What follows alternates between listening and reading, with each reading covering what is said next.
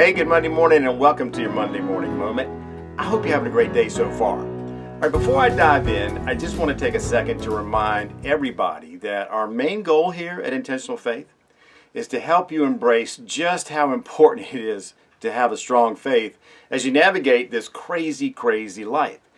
And we've found that almost always the best way to accomplish that goal is to take real life events and occurrences and match them up against what our faith teaches us. That's what we're going to do today. All right, so I'm hopeful that you've been paying attention to what's been going on in the world, and not just the last 10 days, but maybe back all the way since before the pandemic started. And I say hopeful because I know that there are many of us that would just as soon stick our head in the sand and pretend that nothing bad is happening. It's almost like we have this attitude of, well, if it's not directly impacting me, why do I need to worry?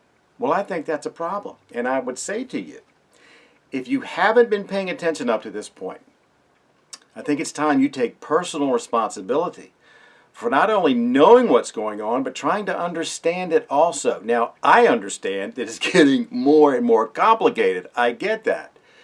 But you have to realize that at some point, things going on in the world, they might have a direct impact on you. And I just want you to be prepared. That's all. And remember, ignorance is no excuse. You won't be able to say, I didn't know. All right, end of that lecture. So here's the one thing that's bothering me. I bet it's bothering you also. And it's huge. And it's this. Today, how do I know who in the world I can trust anymore? Do you have that feeling also? I bet you do. Well, as you can probably imagine, there are 8 million ways we could go with this, but here's where we're going to go today. If you think that what's happening now is something new, well, I'm going to take you back 2,000 years to our gold nugget today, which comes from the second book of Timothy, chapter 4, verses 3 through 5. Now, before I read that nugget to you, I want to give you a little backstory so that you'll understand it and it'll have some perspective for you. Now, Timothy was a protege of the Apostle Paul.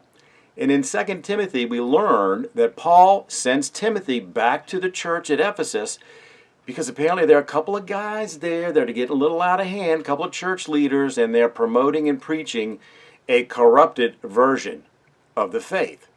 So Timothy goes, and of course he runs into trouble. He doesn't have much success. So Timothy asks Paul to come and help him, which Paul does. Can you imagine what happens when Paul gets to Ephesus to try and help the church there? Well, those renegade church leaders that they're trying to help, they imprison Paul. And Paul got sent back to Rome.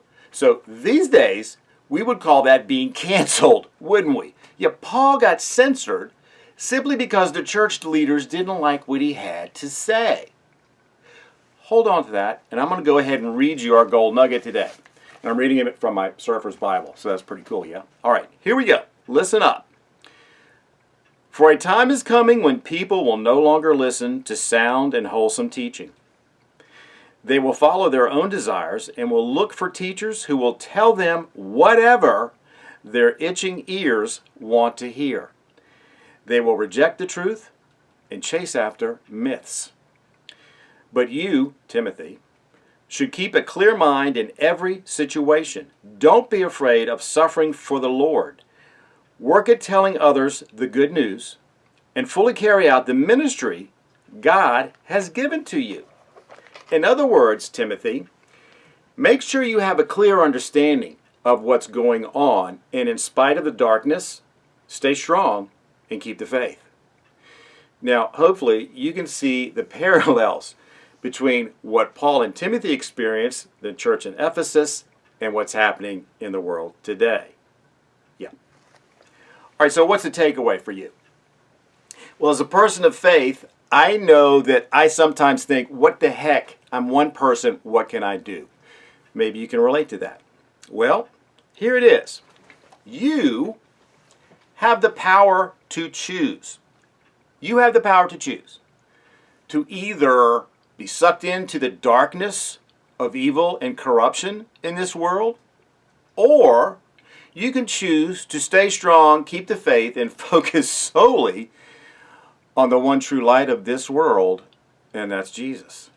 Yep, that's simple. All right, So I'll leave you with this. You're wondering, okay, where do I start with that?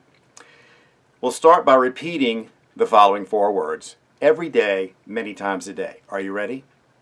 I trust you, Jesus. You do that, good things are going to happen. And that's a wrap for today. As always, my friends, may the Lord of peace himself give you peace at all times in every way. The Lord be with all of you. This week I want you to stay strong, keep the faith, be aware of what's going on, and I hope to see you right back here next Monday morning. Bye now.